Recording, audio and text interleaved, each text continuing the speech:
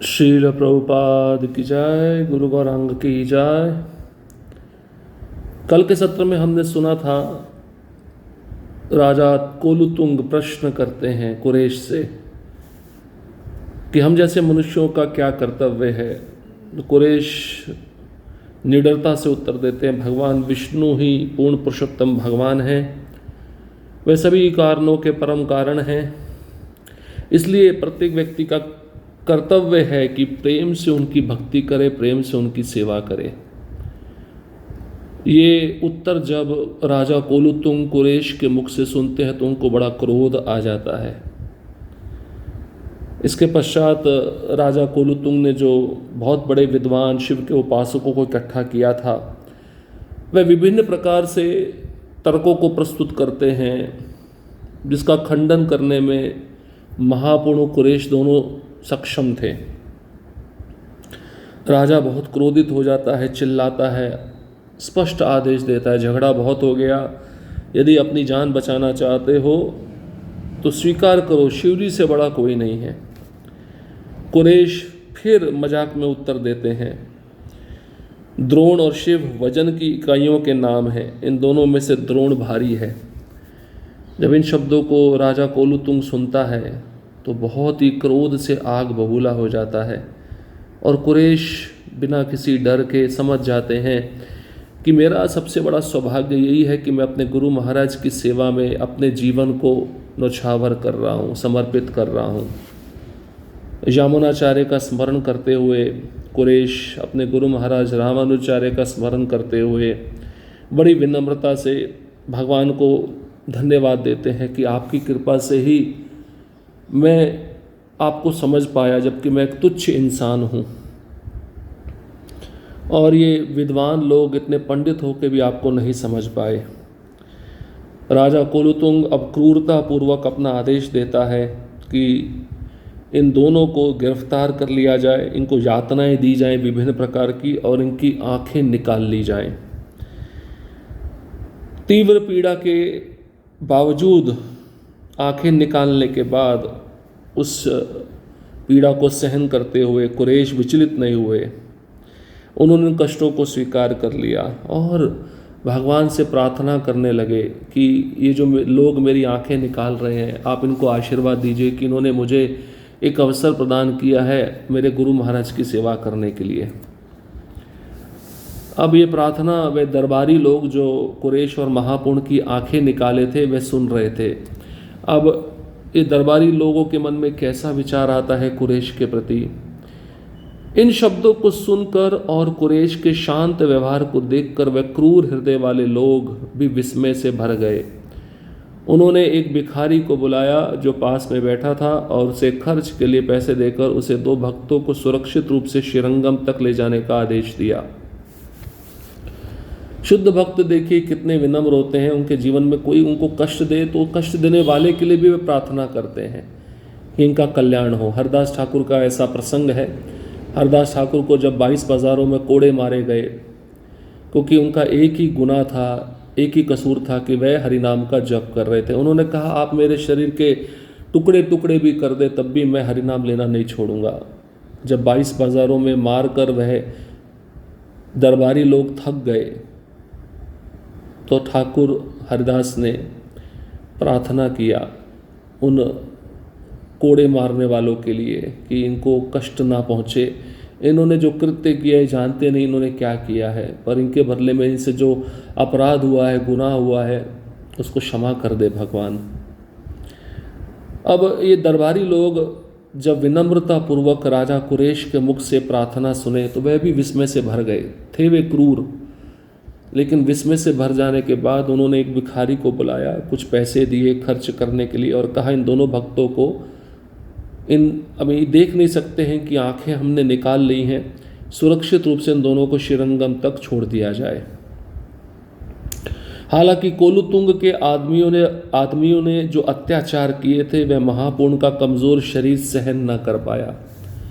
सड़क पर लेटकर उन्होंने कुरैश की गोद में अपना सिर टिका दिया और उनसे कहा तुम्हें अकेले श्रीरंगम जाना होगा, क्योंकि मैं बता सकता हूँ कि अब मेरा इस दुनिया को छोड़ने का समय आ गया है। ऐसा कुछ भी नहीं है जिस पर मुझे विलाप करना चाहिए, क्योंकि मेरा मन यामुनाचार्य में लगा हुआ है और मैं उस महान आत्मा के साथ फिर से जुड़ने के लिए ललायित हूँ। जब आप मेरे प्रिय शिष्य रामानुज से फिर से मिलें तो मेरी ओर से उनके चरणों में लाखों नमन करें। ऐसा कहकर महापूर्ण ने अपने गुरु के चरणों का ध्यान करते हुए अपने प्राण त्याग दिए। महापूर्ण बहुत बूढ़े हो चुके थे।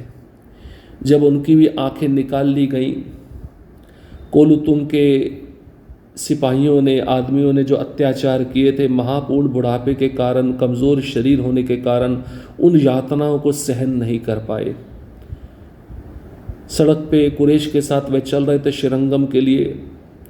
चलते चलते वे सड़क पर लेट गए, कुरैश की गोद में अपना सिर रख दिया और महापूर्ण अब कुरैश को कह रहे हैं तुम्हें अकेले ही श्रीरंगम जाना होगा, क्योंकि अब मेरे शरीर में वो शक्ति नहीं रही। मेरा समय पास आ गया है, मैं शरीर छोड़ने के लिए तैयार हूँ। अब इस दुनिया को छोड़ने का समय तो आ गया, लेकिन मुझे कोई पश्चाताप, कोई विलाप नहीं है। मैंने ऐसा कुछ भी नहीं किया जिससे मुझे पश्चाताप हो, विलाप हो। मेरा मन अब यमुनाचार्य में लगा हुआ है, क्योंकि महापूर्ण के गुरु कौन थे? यमुनाचार्य। और महापूर्ण के शिष्य कौन थे? रामानुजाचार्य।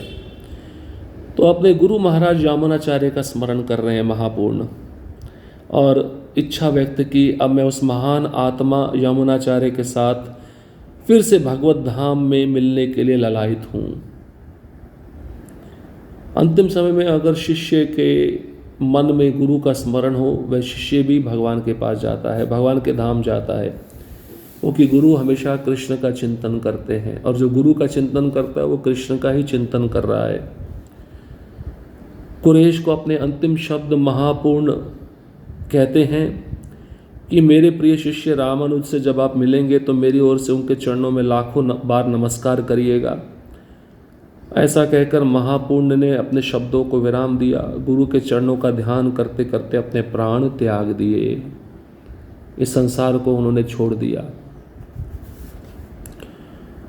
अब जो वैष्णवों पे इतना भयंकर अत्याचार करता है, उसकी क्या दशा होती है, उसका क्या परिणाम होता है, सुनिए। इन क्रूर अत्याचार को शुरू करने के कुछ ही समय बाद राजा कोलुतुंग एक असाध्य रोग से पीड़ित हो गए और थोड़े समय बाद उनकी मृत्यु हो गई। जो भगवान के भक्तों को कष्ट देता है उसके लिए सब कुछ अशुभ होता है। कोलुतुंग का पुत्र, जिसका नाम विक्रम था, ने चोलों के राज्य पर शासन करना शुरू कर दिया। यद्यपि उनके पिता इतने कट्टर शैव थे, विक्रम चोल बाद में रामानुजाचार्य के एक दीक्षित शिष्य बन गए और उनसे भगवान विष्णु की भक्ति का मार्ग सीखा। अब इतना क्रूर अत्याचार कोई साधारण व्यक्ति पे भी करता है, जो भक्त नहीं है, तो उसका भी प्रतिक्रिया मिलेगा, इसी जीवन में मिलेगा। इस जीवन में नहीं मिलेगा तो अगले जीवन में मिलेगा। ये तो दोनों महान और शुद्ध भक्त थे। बस सोचिए, भक्तों की आंखें निकाल लेना, उनको विभिन्न प्रकार की यातनाएं देना, ये सब करने के बाद आदेश किसने दिया था? राजा कोलुतुंग ने दिया था। उसी राजा कोलुतुंग को एक असाध्य रोग पकड़ लिया। वह उस असाध्य रोग से पीड़ित हो गया और थोड़े समय बाद राजा कोलुतुंग की मृत्यु हो गई, क्योंकि उसने भीषण वैष्णव अपराध किया था। उसी वैष्णव अपराध करने के कारण उसके शरीर में एक ऐसा बीमारी, एक ऐसा रोग लगा जिसका कोई इलाज नहीं था। तो अंतिम समय में उस राजा को भी तड़पना पड़ा होगा निश्चित रूप से। और जब उसकी मृत्यु हुई तो कोलुतुंग का जो पुत्र था, जिसका नाम विक्रम था, उसने चोलों के राज्य पर शासन करना शुरू किया। उसका पिता कोलुतुंग कट्टर शिवजी का भक्त था और उसका पुत्र विक्रम बाद में रामानुजाचार्य का एक दीक्षित शिष्य बन गया और भगवान विष्णु की भक्ति का मार्ग रामानुजाचार्य से राजा कोलुतुंग के पुत्र ने सीखा, जिसका नाम विक्रम था। तो समझ लेना चाहिए, जो भगवान के भक्तों को कष्ट देता है उसके लिए सब कुछ अशुभ होगा, अच्छा नहीं होगा। उसका जीवन बहुत ही कष्टमय हो जाएगा, आने वाला जीवन भी कष्टमय हो जाएगा। इसलिए भक्तों के प्रति किसी भी प्रकार का अपराध, अत्याचार नहीं होना चाहिए। जंगल में यतिराज। अब इधर तो रामानुजाचार्य जंगल की तरफ चल पड़े थे, अपनी जान को बचाना था, अन्य शिष्य भी उनके साथ में थे। उनके साथ क्या होता है अब हम सुनेंगे। जबकि उनका शिष्य कोलुतुंग के हाथों पीड़ित हुआ था, यतिराज श्रीरंगम से बचने में सक्षम थे। शहर के पश्चिम में जंगल में उनकी मुलाकात गोविंद, दाशरथी, धनुर्दास और उनके अन्य अनुयायियों से हुई। राजा के अधिकारियों द्वारा पीछा किए जाने के डर से वे जंगल से पश्चिम दिशा में तेजी से आगे बढ़े। बिना किसी प्रकार के भोजन के लगातार 2 दिन और रात चलते रहे। अंततः वे थक कर एक पहाड़ी की तलहटी में लेट गए। उनके पैरों में छाले पड़ गए और उनके शरीर जुगल के कांटों से कट गए। कुछ ही देर में वे सभी सो गए। तो राजा कोलुतुंग बड़ा क्रूर था, अत्याचारी था। उसके अत्याचारों से बचने के लिए कुरेश ने ही ये प्लान बनाया था, एक योजना बनाई थी। मेरे गुरु महाराज की जगह मैं मरने के लिए तैयार हूँ, इसलिए उनको राजा कोलुतुंग के पास ना भेजकर जंगल के दिशा की ओर उनको भगा दिया गया था। अब यतिराज रामानुजाचार्य जब शहर के पश्चिम में जंगल की ओर मुड़े तो बहुत सारे शिष्य उनको मिल गए। गोविंद, दाशरथी, धनुर्दास। राजा के अधिकारियों द्वारा पीछा किए जाने के डर से वह जंगल से पश्चिम दिशा में तेजी से आगे बढ़ रहे थे। कभी भी राजा के सिपाही आ सकते हैं, हमको पकड़ सकते हैं। और बहुत दिनों से भोजन नहीं किया था। भोजन ना करने के कारण, चलते रहने के कारण वे थक गए थे। एक पहाड़ी की तलहटी में सभी लेट गए। रामानुजाचार्य के पैरों में छाले पड़ गए थे, शरीर जुगल के कांटों से कट गया था और कुछ ही देर में वे सभी सो गए। कुछ खाए नहीं थे, चल के थक गए, नींद आ गई, सो गए। ये सब जंगल में हो रहा है। जहाँ रामानुज और उनके शिष्य रहते थे उसके पास एक गांव था जिसमें बहुत ही निम्न स्तर के लोग, चंडालों का निवास था। जब कुछ ग्रामीणों ने अपने घरों के पास ब्राह्मणों के एक समूह को सोते हुए देखा तो वह इन पवित्र पुरुषों की जो भी सेवा कर सकते थे करने के लिए बहुत उत्सुक थे।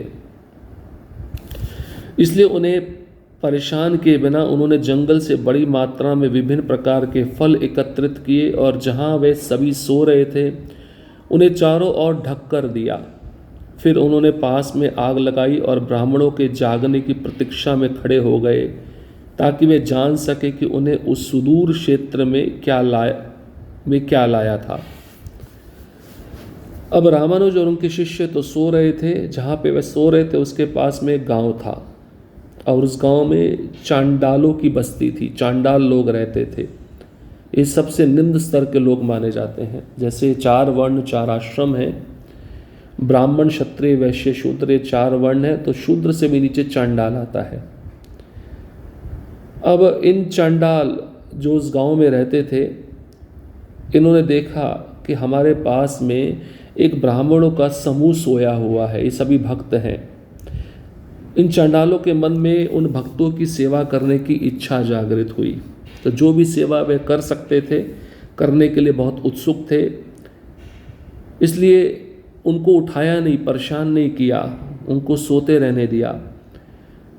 इन चांडालों ने जंगल से बड़ी मात्रा में विभिन्न प्रकार के फल इकट्ठे कर लिए और उन फलों को उन भक्तों के पास लाकर रख दिया और पास में फिर उन्होंने आग जलाई और ब्राह्मणों के जागने की प्रतीक्षा में वे खड़े रहे।